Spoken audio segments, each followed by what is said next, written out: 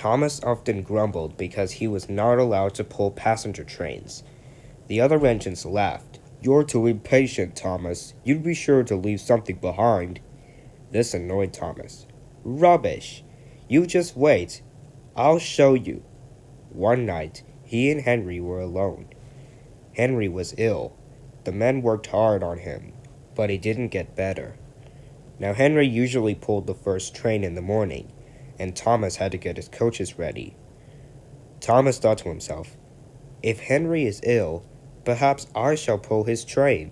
Thomas ran off and found the coaches. "Come on, come on, come on." The coaches were grumpy. "There's plenty of time, there's plenty of time." Thomas took them to the platform and wanted to run round in front at once, but his driver wouldn't let him. "Now don't be impatient, Thomas."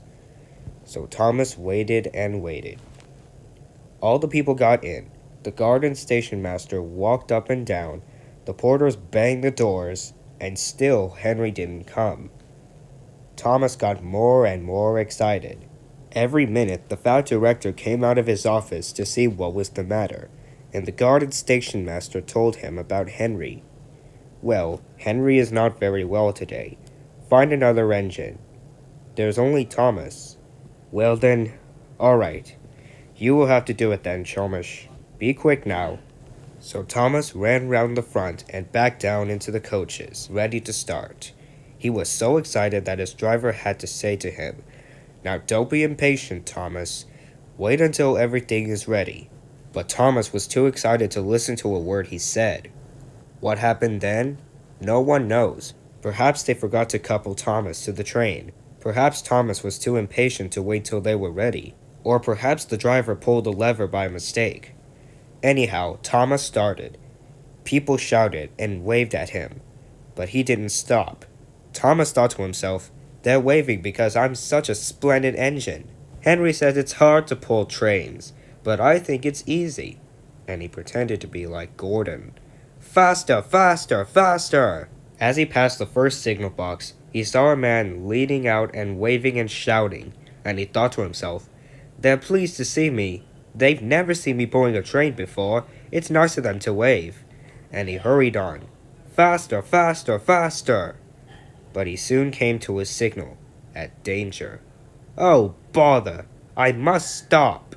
And I was going so nicely, too. What a nuisance signals are! And he blew an angry...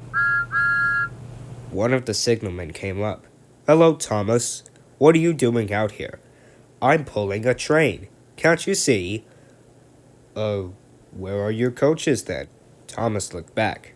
"Why, bless me, if we hadn't left them behind." "Yes, you'd better go back quickly and fetch them." Poor Thomas, he was so sad he nearly cried. But his driver said, "Cheer up now. Let's go back quickly and try again." At the station, all the passengers were talking at once. They were telling the fat controller, the station master, and the guard what a bad railway it was.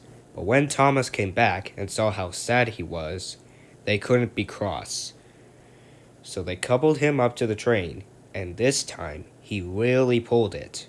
But for a long time afterwards, the other engines laughed at Thomas and said, "Look, there's Thomas, who wanted to pull a train, but forgot about the coaches."